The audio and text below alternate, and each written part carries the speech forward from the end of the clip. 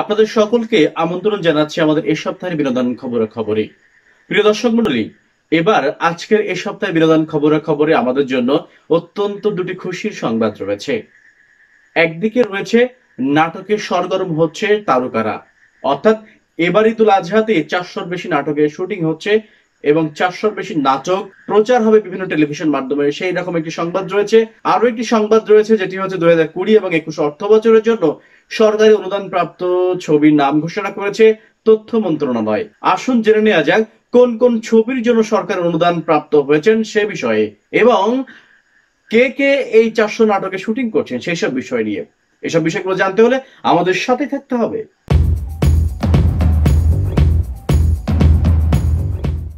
প্রিয় দর্শক মন্ডলী, আপনাদের আরো একবার স্বাগত জানাচ্ছি আমাদের সাপ্তাহিক বিনোদন খবরে। চলুন এবার জেনে নেওয়া যাক কোন দুটি সংবাদ আমাদের জন্য অপেক্ষা করছে। তথ্য মন্ত্রণালয় ঘোষণা করেছে চলচ্চিত্র নির্মাণে 2020-21 অর্থ বছরের অনুদান। দেশীয় চলচ্চিত্রের উন্নয়নের জন্য সরকারিভাবে অনুদান দেওয়া হয়ে থাকে। এবার চলচ্চিত্র নির্মাণে 2020 এবং 21 অর্থ বছরের অনুদান দিয়েছে সরকার। মন্ত্রণালয় সূত্রে জানা গেছে পূর্ণদৈর্ঘ্য চলচ্চিত্র ও প্রামাণ্যচিত্র ক্যাটাগরিতে এই অনুদান দেয়া হবে। তবে তথ্য মন্ত্রণালয় বিষয়টি এখনো প্রজ্ঞাপনের মাধ্যমে ঘোষণা না দিলেও বৃষ্টির মধ্যে জানা গেছে 14টি চলচ্চিত্রের নাম। মোট 14টি পূর্ণদৈর্ঘ্য চলচ্চিত্রের অনুদান পেয়েছে। এই তালিকায় রয়েছে পরিচালক ও চিত্রনাট্য ZH মিন্টুর ক্ষমা নেই। মুক্তিযুদ্ধ ভিত্তিক শাখায় 7 লাখ টাকা অনুদান পাচ্ছেন প্রযোজক। কাহিনী লিখেছেন শেখ ফজলুর রহমান মারুফ অর্থাৎ শেখ মারুফ। একই শাখায় যথাক্রমে 60 ও 65 লাখ টাকা অনুদানের জন্য নির্বাচিত হয়েছেন আরো দুটি ছবি। প্রযোজক ও পরিচালক নঈম ইমতিয়াজ নিয়ামুলের 3.5 হাত ভূমি। ছবিটির চিত্রনাট্যকার পান্থ সাহারিয়ার। অন্যটি হচ্ছে মৃত্যুঞ্জয়ী। এর প্রযোজক বদরুন্নেসা খানম, পরিচালক উজ্জ্বল কুমার মন্ডল, কাহিনী ও চিত্রনাট্য সাজিদুল আওয়াল। শিশুতোষ শাখায় অনুদান পাচ্ছে 2 ছবি। এর মধ্যে 50 লাখ টাকা অনুদানের জন্য নির্বাচিত হয়েছে মাইক, যার প্রযোজক ও কাহিনীকার FM শাহিন। চিত্রনাট্য লিখেছেন হাসান জাফরুল, পরিচালনা করেছেন FM শাহিন এবং হাসান জাফরুল। নুলিয়া ছড়ির সোনার পাহাড় ছবিটি পাচ্ছে 60 লাখ টাকা। এর প্রযোজক, পরিচালক, কাহিনী, চিত্রনাট্যকার লুবনা শারমিন, গল্পকার শাহরিয়ার কবির। সূত্র মতে সাধারণ শাখায় অনুদানের জন্য নির্বাচিত হয়েছে আরো 9টি চলচ্চিত্র।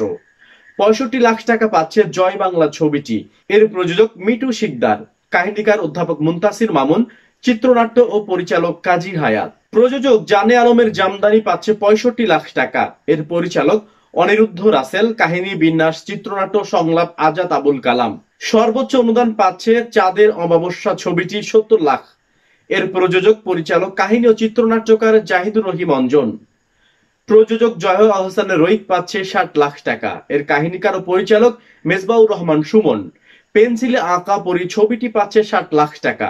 এর প্রযোজক মেহেজাবিন রেজা চৌধুরী ও আসাদুজ্জামান। চিত্রনাট্য লিখেছেন রঞ্জন রব্বানী, হুমায়ুন আহমেদের গল্পে।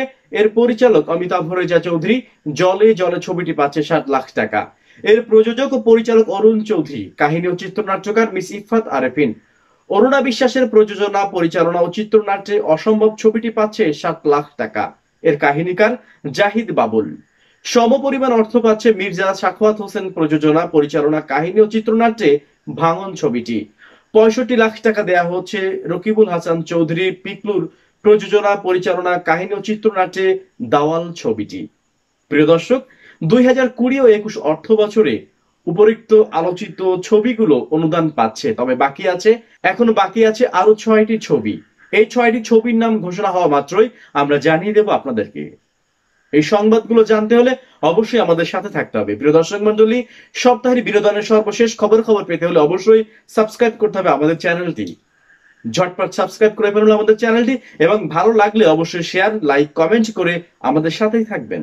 এছাড়াও অনুদান পেয়েছেন রেজাউর রহমান খান প্রযোজিত ও ইকবাল হোসেন চৌধুরী পরিচালিত বলি, তামান্না সুলতানা প্রযোজিত ও আব্দুস সামাদ খোকন পরিচালিত শ্রাবণ জ্যোৎস্নায়, আশুতোষ ভট্টাচার্য বা আশুতোষ সুজন প্রযোজিত ও পরিচালিত দেশান্তর, খোরশেদ আলম খসরু প্রযোজিত ও SA হক অলিক পরিচালিত গলুই, মাহবুজুর রহমান প্রযোজিত ও ইব্রাহিম খলিল মিশু পরিচালিত দেওয়ালের দেশ, দেলোয়ার হোসেন দিলু প্রযোজিত ও কবিরুল ইসলাম রানা বা অপূর্ব রানা পরিচালিত জল রং ছবিগুলো। 2020-21 অর্থ বছরের জন্য অনুদান প্রাপ্ত ছায়াছবির নাম ঘোষণা করা হয়েছে।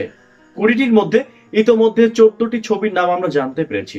প্রিয় দর্শক মন্ডলী, যারা এখনো সাবস্ক্রাইব করেনি অবশ্যই ঝটপট করে আমাদের চ্যানেলটি সাবস্ক্রাইব করে ফেলুন এবং বেল আইকনটি অবশ্যই আপনি বাজিয়ে রাখবেন, কেননা ভিডিও আপলোড হওয়ার সাথে সাথে আপনার কাছে চলে যাবে নোটিফিকেশন।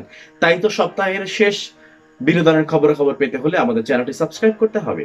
16 জুন উত্তরার সবকটি শুটিং হাউসে কম বেশি গমগম করছিল। 13 নম্বর সেক্টরে আপন ঘরে শুটিং করছিলেন মোশাররফ করিম, 10 নম্বরে আফরান নিশো, তার পাশে ব্যস্ত অপূর্ব মেহজাবিন চৌধুরী। পুবাইলে শুটিং বাড়িগুলোতে একই চিত্র, সেখানে ব্যস্ত জাহিদ হাসান, চঞ্চল চৌধুরীরা। এগুলো সবই ঈদের নাটক। তারকা এবং শুটিং বাড়িগুলোর এই ব্যস্ততার নাট্যাঙ্গনে ফিরেছে স্বস্তি। টেলিভিশনে অনুষ্ঠান বিভাগ ও প্রযোজকদের সঙ্গে কথা বলে জানা গেছে, ঈদুল আজহার জন্য 4 শতাধিক নাটকের নির্মাণ কাজ চলছে। অভিনয় শিল্পী ও কলাকুশলীরা গত 3 ঈদে ঘরে বসে কাটিয়েছেন। করোনায় একের পর এক বাতিল হয়েছে শিডিউল। কয়েকজন অভিনয় শিল্পী সতর্কতা মেনে শুটিং করেছেন, কিন্তু কাজের সেই প্রাণখোলা পরিবেশ আর ছিল না। এবারের ঈদের আগে সেই চিত্র পাল্টাতে শুরু করেছে, ফিরছে আগের অবস্থা।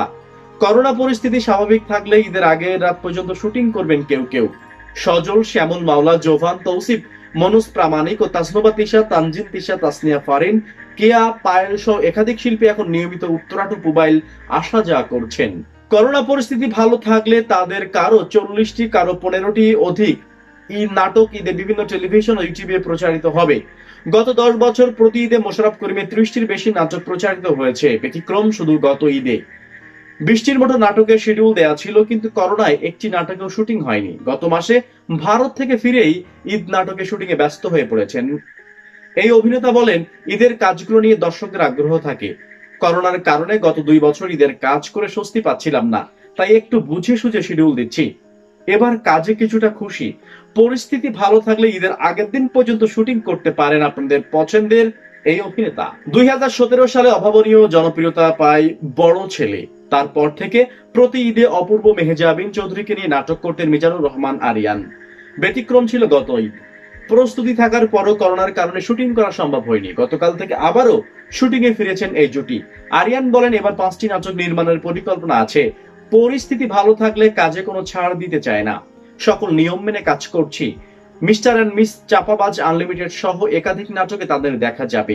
অভিনেত্রী মেহজাবিন চৌধুরী বলেন, এবার গল্পের উপর কিছুটা গুরুত্ব দিয়েছি সবচেয়ে বেশি।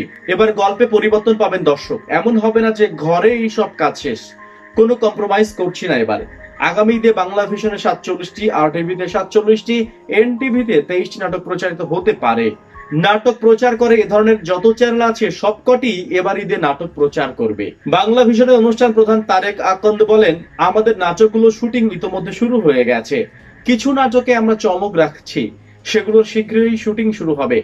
নাটকে এবার গল্পকে প্রাধান্য দিচ্ছি। প্রতিদিন একাধিক ঈদ নাটকে প্রস্তাব পান জাহিদ হাসান। বেশিরভাগ গল্পই মনোপুত হয় না। পুবাইলের শুটিং বাড়ি থেকে তিনি বলেন, সিংহভাগ কমেডি গল্প, শুধু শুধু মানুষ হাসানোর গল্পে মুখ দেখাতে আর ভালো লাগে না। এরই মধ্যে কিছু গল্পকে মনদের ভালো মনে করে ঈদ নাটকের শুটিং এ ফিরেছেন এই অভিনেতা। জানালেন, এবার 12টির মতো খণ্ড ধারাবাহিক নাটকে দেখা যাবে।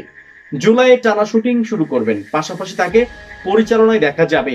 গত 2 বছরের অভিজ্ঞতা ভাগাভাগি করে স্বপ্নের শুটিং হাউসের মালিক ফোন ধরেই বলেন, গত বছরটা আমাদের পুরোটাই লোকসানে গেছে। গত ঈদে কিছুটা কাজ হয়েছে, এবার আশা করছি টানা ঈদ পর্যন্ত কাজ চলবে। আমরা হয়তো একটু হাসতে পারবো। উত্তরা ও পুবাইলের 4টি শুটিং বাড়িতে খবর নিয়ে জানা যায়, আগামী মাসের প্রথম সপ্তাহ পর্যন্ত শিডিউল খালি নেই। এগুলো হাসি ফোটাচ্ছে শুটিং বাড়ির মালিকদের। একই সাথেই ব্যস্ত হয়ে গেছেন টিভি ও চলচ্চিত্রের ও তারকারা, তারা একের পর এক শুটিং করছেন। প্রিয় দর্শক, এই ছিল আমাদের এই সপ্তাহের বিনোদনের সর্বশেষ খবর। আপনাকেই বলছি, সপ্তাহের সর্বশেষ বিনোদনের খবর পেতে হলে অবশ্যই সাবস্ক্রাইব করতে হবে আমাদের চ্যানেলটি। তাই তো আপনাদেরকে বলছি, আর দেরি নয়, ঝটপট সাবস্ক্রাইব করে আমাদের সাথেই থাকুন। বিদায় নিচ্ছে আজকের মতো।